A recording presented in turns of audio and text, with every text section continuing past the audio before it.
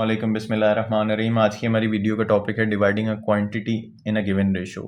किसी भी क्वांटिटी को रेशो में कैसे तकसीम किया जाए। ठीक है, तो क्यू से मुराद जो है हमारी क्वांटिटी है, और क्वांटिटी या तो आप दो हिस्सों में तकसीम कर सकते हैं या फिर तीन हिस्सों में तकसीम कर सकते हैं। ठीक है, तो किस तरीके से करते हैं वो आज हम सीखेंगे। अगर दो हिस्सों में तो वो कैसे करेंगे, तीन हिस्सों में डिवाइड करना हो तो कैसे करेंगे। सबसे पहले फर्स्ट पार्ट, अगर हम दो टर्म्स वाले की बात करें, मतलब ए रेशो बी, इसकी बात कह रहे हैं।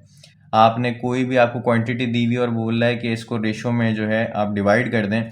ठीक है, तो फर्स्ट पार्ट आप कैसे निकालेंगे। फर्स्ट पार्ट निकालने का जो तरीक़ेकार है, Q multiply by A. Q से मुराद क्वांटिटी है, ए से मुराद इस रेशो की फर्स्ट टर्म, और नीचे जो डिनोमिनेटर में ए प्लस बी, मतलब इस रेशो के अंदर जो टर्म्स हैं उन दोनों को ऐड कर दें। सेकेंड पार्ट आपने निकालना हो तो क्यू मल्टीप्लाई बाय बी, और वापस से जो इस रेशो में टर्म्स हैं उन दोनों का सम कर दें। ठीक है, और इसके बाद ए प्लस बी वही चीज़ बता रहा है यहाँ पे, is the sum of the terms of the ratio. ठीक है, दो टर्म्स, दो पार्ट्स हैं। ठीक है, तो दो पार्ट्स में जब आप जो है किसी भी क्वांटिटी को जो है डिवाइड कर रहे हैं दो पार्ट्स में, तो नीचे ए प्लस बी, क्योंकि रेशो के अंदर दो ही चीज़ें थी, ए प्लस बी, ए रेशो बी, तो यहाँ पर लिहाजा ए प्लस बी। और यहाँ की बात करें तो यहाँ पर भी वही चीज़ें। अच्छा, अब कोई भी क्वांटिटी आपने थ्री पार्ट्स में डिवाइड करनी है, तो थ्री पार्ट्स में डिवाइड करनी है तो आपको इस तरीके से रेशो होगा, A ratio B ratio C. ठीक है, तो फर्स्ट पार्ट कैसे निकालते हैं। First part is equals to, जब थ्री पार्ट्स में डिवाइड करनी हो आपने किसी क्वांटिटी को, तो फर्स्ट पार्ट उसका कैसे निकालेंगे, क्यू मल्टीप्लाई बाय ए, और जो भी टर्म्स है रेशो में उनका सम। ठीक है, क्यू से मुराद क्वांटिटी, ए से मुराद इस रेशो की फर्स्ट टर्म, और नीचे ए प्लस बी प्लस सी से मुराद है इस रेशो के अंदर जो भी टर्म्स आएंगी उनका आपने सम निकालना है। इसी तरीके से second part Q multiply by B, और नीचे वापस से A plus B plus C. Third part में भी आपने Q multiply by C, A plus B plus C. C जो है क्यू सी कौन सा है, ये थर्ड टर्म के लिए, मतलब क्यू से मुराद क्वांटिटी, सी से मुराद इस रेशो की थर्ड टर्म, और ए प्लस बी प्लस सी से मुराद इस रेशो में जो टर्म्स हैं उनका सम है। वही चीज़ मैंने यहाँ मेंशन की है। इस चीज़ को मज़ीद बेहतर तरीके से हम एग्जाम्पल की मदद से समझने की कोशिश करते हैं। अच्छा जी, मेरे पास एक एग्जाम्पल लिखी है, उसमें लिखा हुआ है divide 700 rupees in 2% in the ratio of 2:5। 700 रुपये हैं और दो बंदों में तकसीम करने हैं, दो बंदों में बांटने हैं, डिवाइड करने हैं, और इस रेशो के हिसाब से डिवाइड करें। ठीक है, 2:5, 2:5 जो है इस हिसाब से आपने ये 700 रुपये इन दो बंदों में बांटने हैं।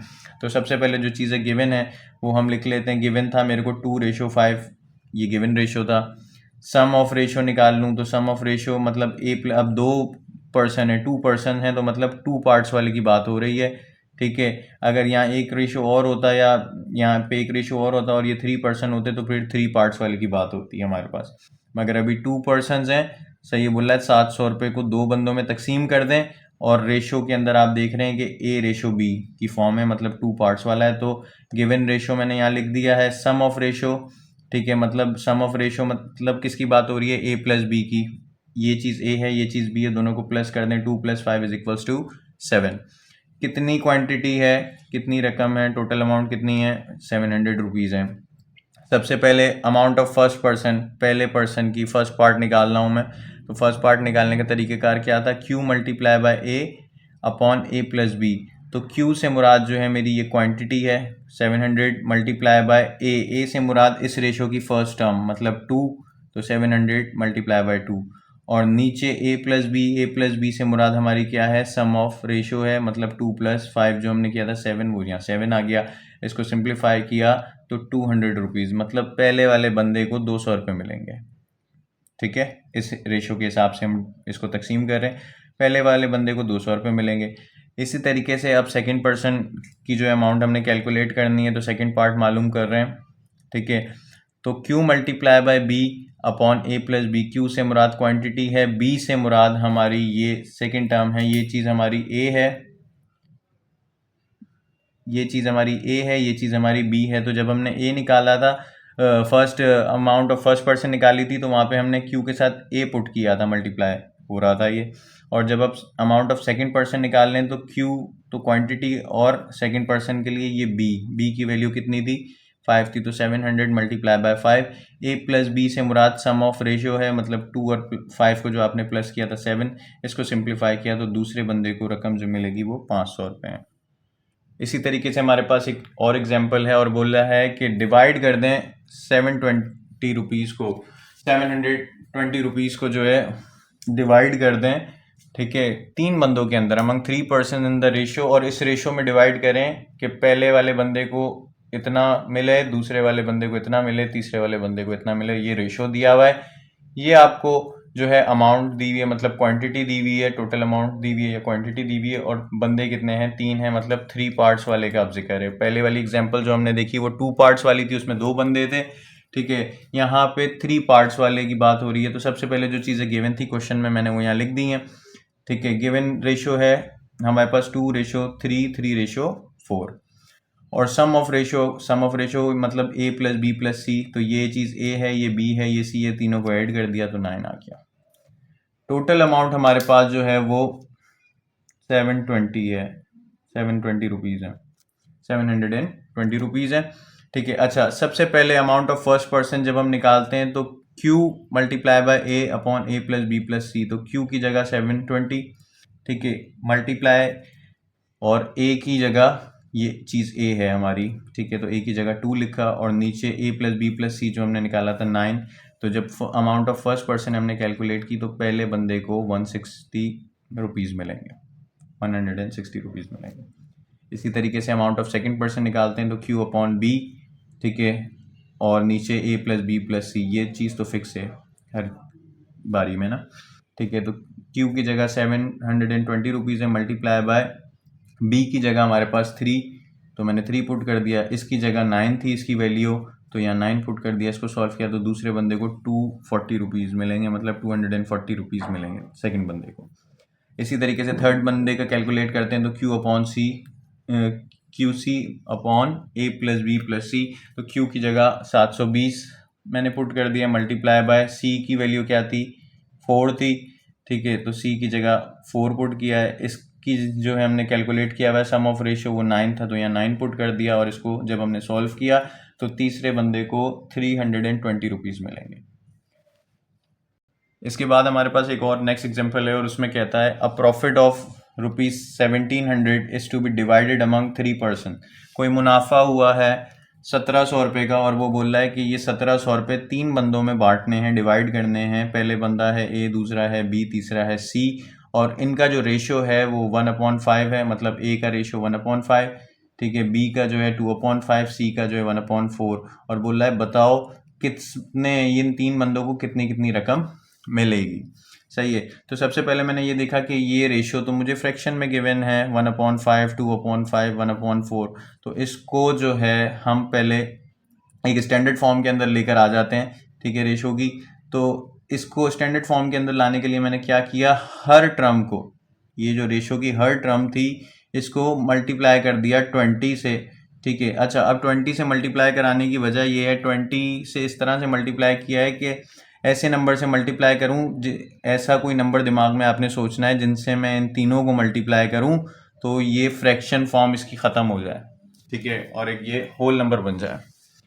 तो मैंने ये सोचा कि अगर मैं इसको 20 से मल्टीप्लाई करूं तो 5 इससे 20 मल्टीप्लाई बाय 1/5 जब होगा तो 5 1 जा 5, 5 4 जा 20, ये रेशो की साइन।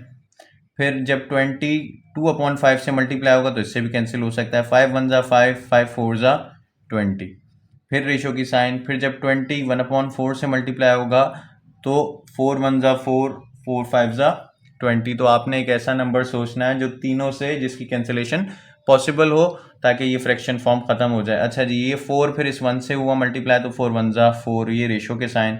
ये 4 इस 2 से मल्टीप्लाई हुआ तो 4 2 जा 8, ये रेशो के साइन। 5 1 जा 5।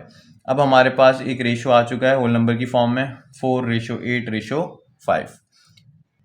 अच्छा, सम स्टैंडर्ड फॉर्म के अंदर हम लोग जो है होल नंबर की फॉर्म में रेशो हम लोगों ने निकाल लिया है। ये बात आप लोग माइंड में रखिएगा कि कभी भी रेशो आपको फ्रैक्शन फॉर्म में दिया हुआ हो तो आपने कोई नंबर एक ऐसा सोचना है कि जब वो नंबर तीनों रेशोज के साथ फ्रैक्शन फॉर्म में जो रेशोज आपको गिवन है उनसे जब आप इंडिविजुअली सबसे मल्टीप्लाई करें तो कैंसिलेशन पॉसिबल हो जाए, ठीक है, और आपको जो है एक होल नंबर फॉर्म में रेशो ऑब्टेन कर लें आप उससे। उसके बाद जिस तरह से मैंने ये रेशो मिल गया था मुझे, ये था 4, 8 और 5, ये रेशो हमें वहाँ से मिला था। तो अब इस रेशो का सम कर लेते हैं, मतलब a plus B plus C, तो जब इनका सम किया तो ये 17 हो गया। टोटल अमाउंट कितनी है जो हमें बांटनी है, वो है 1700 रुपीज़। तो अमाउंट ऑफ ए, सबसे पहला जो बंदा है उसका नाम है ए, ठीक है, और उसकी अमाउंट कितनी आएगी, तो वही 3 पार्ट वाला जिक्र है, ये देख सकते हैं आप 3 रेशो हैं तो 3 पार्ट्स वाला काम करना है हमने। तो Q A upon A plus B plus C, तो क्यू कितना है, क्यू से मुराद क्वांटिटी या अमाउंट है हमारी, तो 700 लिख दिया, मल्टीप्लाई ए की वैल्यू कितनी है, 4 है, तो 1700 मल्टीप्लाई बाय 4, और नीचे ए प्लस बी प्लस सी का जो सम आया है वो है 17। इसको सॉल्व किया तो अमाउंट ऑफ ए जो उसको मिलेगी, पहले वाले बंदे की जो अमाउंट उसको मिलेगी वो 400 रुपये होंगे, सर 400 रुपीज़।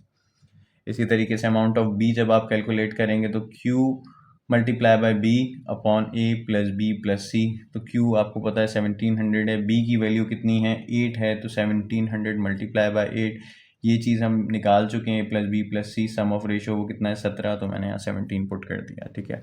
इसको जब आप सिंप्लीफाई करेंगे तो आपको अमाउंट ऑफ बी जो मिलेगी 800, मतलब दूसरे बंदे को जो रकम दी जाएगी वो 800 रुपये होंगे।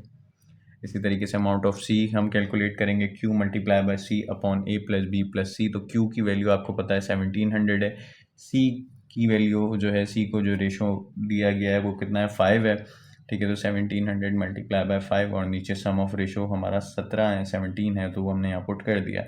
और उसके बाद इसको सिंप्लीफाई करेंगे तो तीसरे बंदे को जो अमाउंट ऑफ सी जो है, तीसरा जो बंदा है उसको 500 रुपये, 500 रुपीज़ मिलेंगे। आई होप कि आपको आज की वीडियो का जो लेक्चर है वो समझ आया होगा। फिर भी अगर किसी चीज़ में आपको कन्फ्यूजन होती है तो कमेंट सेक्शन में कमेंट करके पूछ सकते हैं। वीडियो अगर अच्छी लगी हो तो प्लीज़ वीडियो को लाइक कर दें और चैनल को सब्सक्राइब कर दिएगा। Thank you so much. अल्लाह हाफ़िज़।